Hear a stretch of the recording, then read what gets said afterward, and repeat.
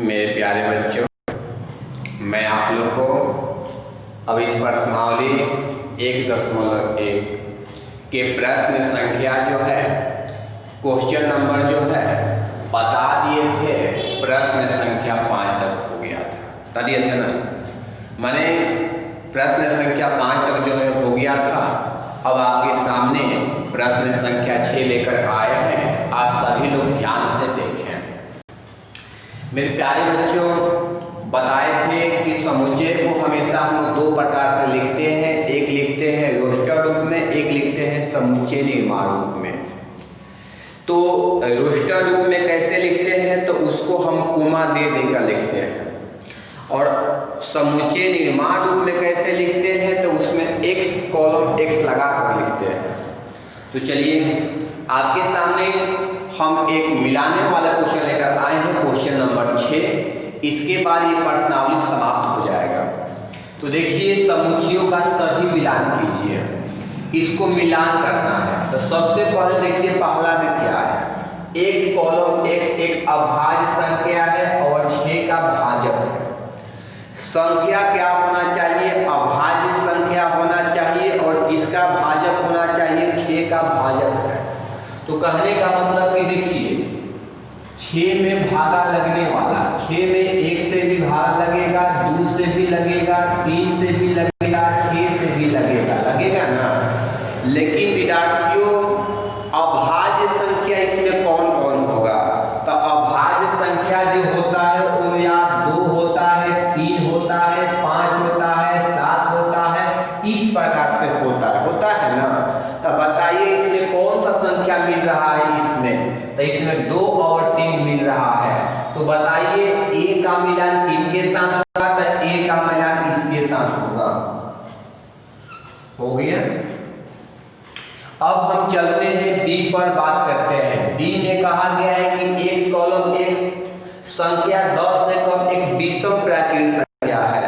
विषम प्राकृत संख्या बच्चों 1 होता है, 3 होता है, 5 होता है, 7 होता है, 9 होता है, 11 होता है, 13 और 9। लेकिन कहा गया है बच्चों कि 10 से कम लेना है, 10 से कम। तो जब आपको 10 से कम लेना है तो बताइए इसमें 10 से कम कहाँ तक होगा? 9 तक होगा। तो बताइए इसमें कौन सा मिल रहा है? तो 1, 3, 5, 7, 9। मतलब b ने इस चौथा के साथ मिलाया, मिल गया। अब चलते हैं x कॉलम x एक प्राकृत संख्या है जो 6 का भाजक है। बताइए 6 का भागा करने वाला कौन कौन संख्या होगा? 1 होगा, 2 होगा, 3 होगा, 6 होगा। तो ये कौन सा मिल रहा है? 1 होगा, 2 होगा, 3 होगा, 6 होगा। मिला दीजिए। अब देखिए मैथमेटिक्स को आप क्या लिखते हैं? तो देखिए m लिखिएगा, फिर a, फिर t, फिर h, फिर e लिखिएगा ना। m लिख चुके हैं, नहीं लिखना है। a लिख चुके हैं, नहीं लिखना है। t लिख चुके हैं, नहीं लिखना है। i, c, s। तो कहाँ मिल रहा है? तो देखिए यहाँ मिल रहा है, इसके साथ किया हो गया। तो इसी के साथ प्रश्नावली 1.1 जो है समाप्त होता है। अब मैं आप लोग को इस प्रश्नावली के बाद इसके अगले प्रश्नावली 1.2 का थ्योरी लेकर चलते हैं। आप सभी विद्यार्थियों ध्यान से देखें। तो चलिए बच्चों, अब हम बात करते हैं यह प्रश्नावली 1.2 का थ्योरी में देखिए हम हेडिंग लगाए हैं समुच्चयों के प्रकार।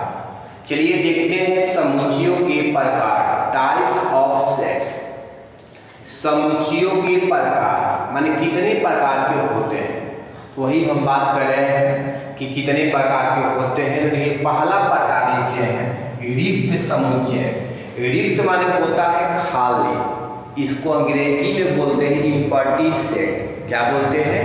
Empty set. आपको समझ में आ गया होगा कि खाली, जो खाली हो मतलब जो भरा न हो, मतलब जो खाली हो। जैसे इस क्लास खाली चल रहा है, समझ रहे हैं ना। वह समुच्चय जिसमें कोई भी अवयव न हो उसे हम लोग क्या कहते हैं? उसे हम लोग रिक्त समुच्चय कहते हैं। वह समुच्चय जिसमें कोई भी अवयव, अवयव मतलब सदस्य, कोई भी अवयव न हो तो उसे हम लोग क्या कहते हैं? रिक्त समुच्चय कहते हैं। रिक्त समुच्चय को मझिला को अथवा ग्रीक अक्षर फाई से क्या करते हैं? सूचित करते हैं। फाई से या मझिला को से क्या करते हैं? सूचित करते हैं। जैसे एग्जाम्पल आपको हम दिखाते हैं, ध्यान दीजिएगा।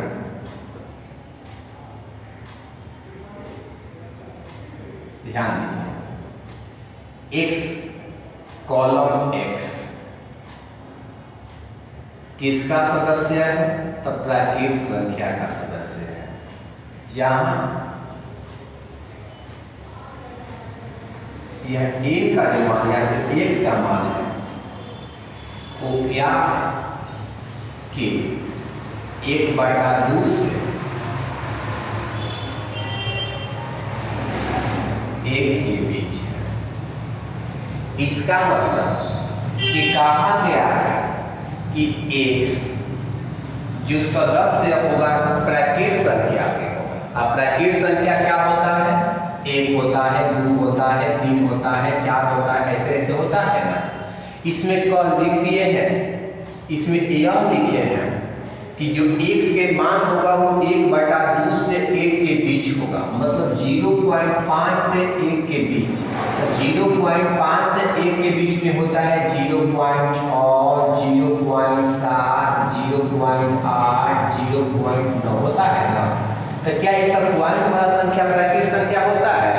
तो जी, प्राकृत संख्या पॉइंट वाला संख्या नहीं होता है। तो इस प्रकार से खाली रह गया कि नहीं रह गया? खाली रह गया। तो इसी को हम लोग क्या कहते हैं? रिक्त समुच्चय कहते हैं। समझिए आप लोग? क्लियर समझ के? कुछ और एग्जाम्पल दिखाते हैं। इस प्रकार से कि x कॉलम x सदस्य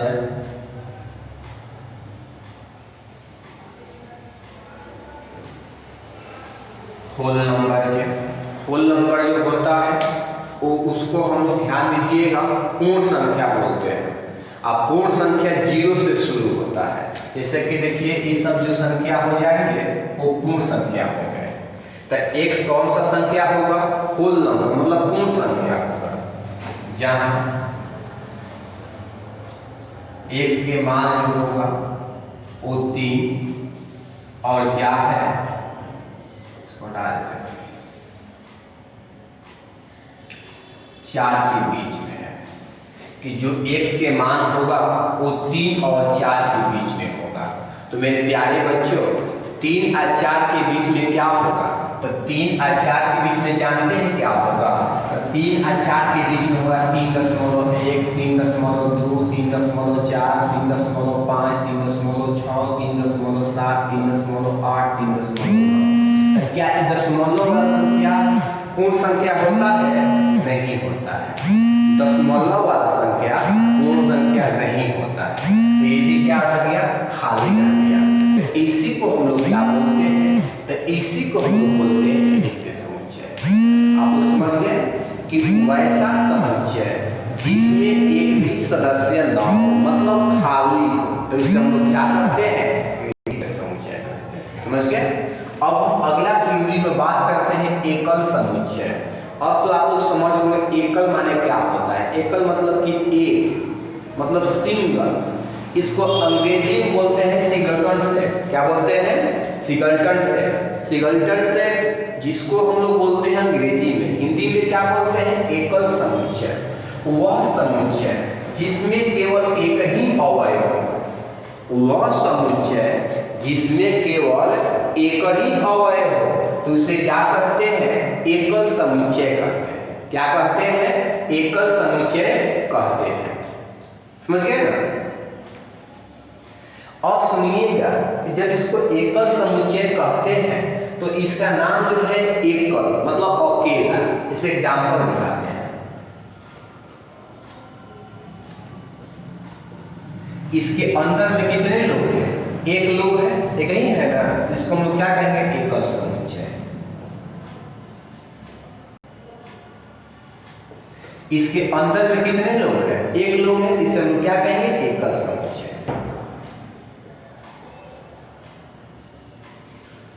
इसके अंदर में कितने लोग हैं? एक लोग है, इसे हम लोग क्या कहेंगे? एकल समुच्चय। समझ गए ना? तो इस प्रकार से ये सब एग्जाम्पल हो गए। जैसे आप भी एग्जाम्पल में है, जैसे अभी आप लोग अकेला है, आप लोग का अगर शादी ब्याह नहीं हुआ होगा तो अभी आप लोग क्या है कि अकेला है, और जब अकेला है तब आपको हम क्या कहेंगे? एकल समुच्चय कहेंगे। समझ गए? अब इसके बाद अगला पॉइंट में बात करते हैं। एकल समुच्चय के बाद अगला थ्योरी क्या आएगा? आप सभी लोग ध्यान से देखिए प्यारे बच्चे।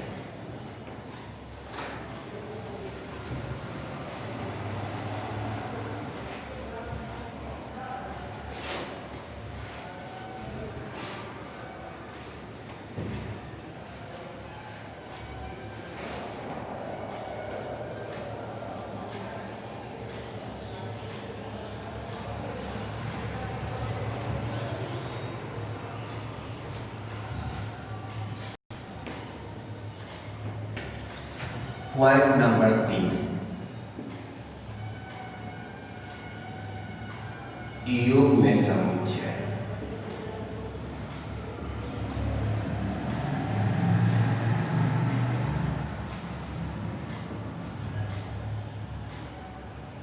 Pair set. पेयर माने होता है जोड़ा। आप लोग समझ गए होंगे। यू मतलब कि जोड़ा, मतलब पेयर माने यूं, इसको अंग्रेजी में बोलते हैं पेयर, और पेयर माने होता है जोड़ा। नहीं बोलता है कि पेयर लगा दो मतलब जोड़ा लगा दो। चलिए इसके बारे में लिखते हैं। वह समुच्चय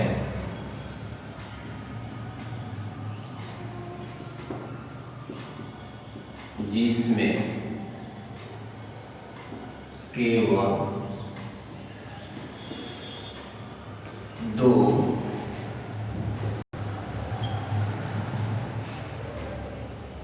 अवयव हो तो इसे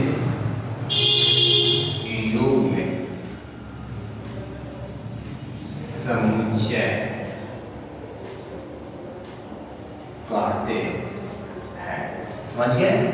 कि वह समुच्चय जिसमें केवल दो अवयव हो तो इसे क्या कहेंगे? तो इसे हम लोग कहेंगे युग्म समुच्चय। समझ गए? एग्जाम्पल देखिए। एग्जाम्पल में समुच्चय ए बराबर 1 2। समझ गए? दूसरा एग्जाम्पल में ए बी।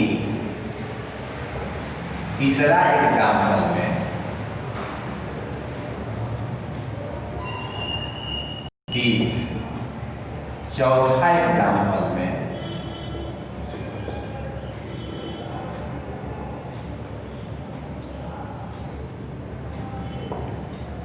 जी। थोड़ा आप ध्यान दीजिएगा, इसके अंदर में दो सदस्य है, मैं दो अवयव है, तो इसको हम लोग क्या कहेंगे? युग्म समुच्चय। क्लियर हो गया? इसके अंदर में दो सदस्य है तो इसको युग्म समुच्चय। इसके अंदर में दो सदस्य नहीं है। बैकुंठ सोच रहा है कि सर 2 और 0 2 को नहीं है। अरे बैकुंठ यहाँ 2 0 2 कब होगा? जब यहाँ पर कोमा रहेगा। समझ गए ना? यहाँ पर कोमा नहीं था, जब कोमा नहीं रहेगा तो ये देखिए युग्म नहीं होगा, क्या होगा? एकल हो जाएगा। ये क्या हो जाएगा? एकल हो जाएगा। समझ गए ना? युग्म तब होगा जब यहाँ पर कोमा हो जाता है। समझ गए? लेकिन यहाँ पर हम कोमा नहीं लगाए थे, इसलिए क्या है? एकल। ये युग्म नहीं है। समझ गए ना? अगला देखिए 2 4 है, ये क्या है? युग्म। तो आप लोग समझ गए युग्म समुच्चय कौन होता है? कि जिसमें दो लोग हैं। जैसे कि आप लोग इससे पहले बताए कि जैसे आप लोग अकेला है तो एकल समुच्चय। जब आप लोग का शादी हो गया तो अब आप लोग क्या हो जाएंगे? युग्म समुच्चय हो जाएंगे, मतलब पेयर सेट हो जाएंगे। समझ गए ना? परिमित समुच्चय पॉइंट नंबर 4 हो गया। अंग्रेजी में बोलते हैं फाइनाइट सेट। क्या बोलते हैं? Finite set. अब सुनिए परिमित किसको बोलते हैं और अपरिमित किसको बोलते हैं? तो परिमित उसको बोलते हैं जिसका गिनती संभव है, जिसको गिन सके, जिसके संख्या को आप गिन सके, बात समझते हैं ना, तो उसको हम लोग बोलते हैं परिमित। तो वही लिखे हैं कि जिस समुच्चय के अवयव की संख्या बताया जा सके, जिस समुच्चय के अवयव की संख्या मतलब सदस्यों की संख्या बताया जा सके, आप बता सके, बात समझ रहे हैं ना, तो उसे हम लोग क्या कहते हैं, परिमित समुच्चय कहते हैं। समझ गए। इसको दूसरी भाषा में कैसे लिखिएगा, तो लिखिएगा कि जिस समुच्चय के अवयव को गिना जा सके, जिस समुच्चय के अवयव को गिना जा सके, जिसको आप गिनती कर सके, तो उसे हम लोग क्या कहते हैं, परिमित समुच्चय कहते हैं। समझ गए, क्लियर, कि जिस समुच्चय के अवयव को गिना जा सके, तो इसे हम लोग क्या कहते हैं, परिमित समुच्चय कहते हैं। क्लियर है। एग्जाम्पल देखिए, समुच्चय ए 1 2 3।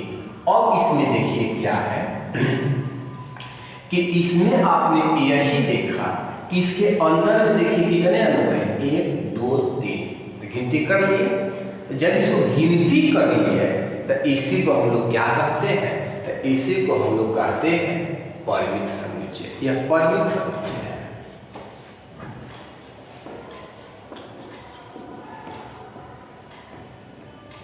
दो 4 6 8 10 12 14, इसके अंदर में जितने लोग हैं उसको आप गिनती कर सकते हैं। कितने लोग हैं, 1 2 3 4 5 6 7।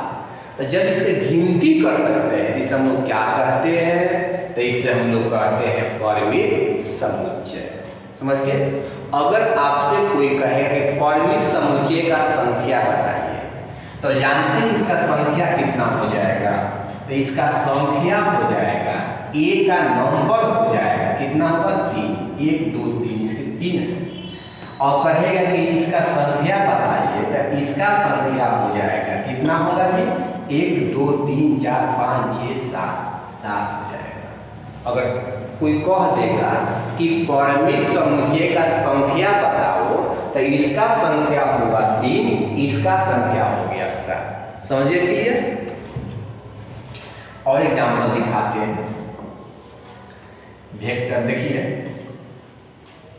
समुच्चय C बराबर 1 2 3 4 5 6 डॉट डॉट डॉट।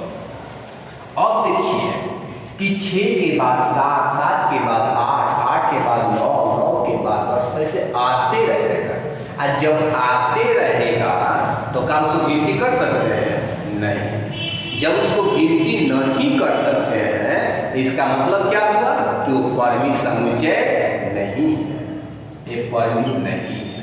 और जब परिमित नहीं है तो उसका संख्या निकालना संभव नहीं है। समझ गए। समुच्चय A B C D dot dot Z। अब बताइए कि यह जो है परिमित है कि अपरिमित है। तो बहुत बच्चा सोचेगा कि लगता है कि इसका भी अंत नहीं है कहाँ। अगर इसको हटा दे तो सोचेगा तो इसका भी अंत नहीं है, क्योंकि डी के बाद ई के बाद ए। तो बाबू आप लोग जानते हैं अंग्रेजी वर्णमाला का जो अक्षर है वो अनंत नहीं होता है, वो गिनती में है 26 को होता है। तो जब गिनती में है 26 को होता है और डी के बाद ई के बाद ए के बाद जी, ऐसे आते आते जेड तक जाएगा। आज जब ही जेड तक जाएगा तो वहीं पर रुक जाएगा, फिर वो आगे नहीं जाएगा। समझ गए ना। और जब वो आगे नहीं जाएगा तो इसका मतलब क्या हुआ, यह एक परिमित है। और जब ये परिमित है तो इसका संख्या क्या होगा, तो इसका संख्या हो जाएगा 26। समझ गए आपने। क्लियर समझ गए। ये परिमित क्यों हो गया, क्योंकि इसका गिनती जो है संभव है, क्योंकि अंग्रेजी वर्णमाला जो है 26 होते हैं। कितने होते हैं, 26 होते हैं। क्लियर हो गया आप सब लोगों को। अब अगला वीडियो में आपको हम बात करेंगे कि अपरिमित समुच्चय किसे कहते हैं, समतुल्य समुच्चय किसे कहते हैं, समान समुच्चय किसे कहते हैं, तो अगले वीडियो के लिए आप लोग इंतजार करें, अगले वीडियो के लिए आप लोग हमसे जुड़े। इसलिए आज के लिए इतना ही तक रखते हैं। हम आपको अगले वीडियो में इस सब पॉइंट को, माने अपरिमित समुच्चय किसे कहते हैं, समतुल्य समुच्चय किसे कहते हैं, या समान समुच्चय किसे कहते हैं, और इसके सवाल जो भी आएंगे वो आपको अगले वीडियो में लेकर आएंगे। तो आज के लिए इतना ही, थैंक्स। और एक बात और है कि क्लास 11 के जो बच्चे मेरे चैनल को सब्सक्राइब नहीं किए हो तो मेरे चैनल को सब्सक्राइब जरूर से जरूर कर दीजिएगा, समझ गए। और अपने दोस्तों को बता दीजिएगा कि क्लास 11 का समुच्चय का सिद्धांत शुरू हो गया है, मतलब सिलेबस शुरू हो गया है, वो भी पहला अध्याय। क्लियर।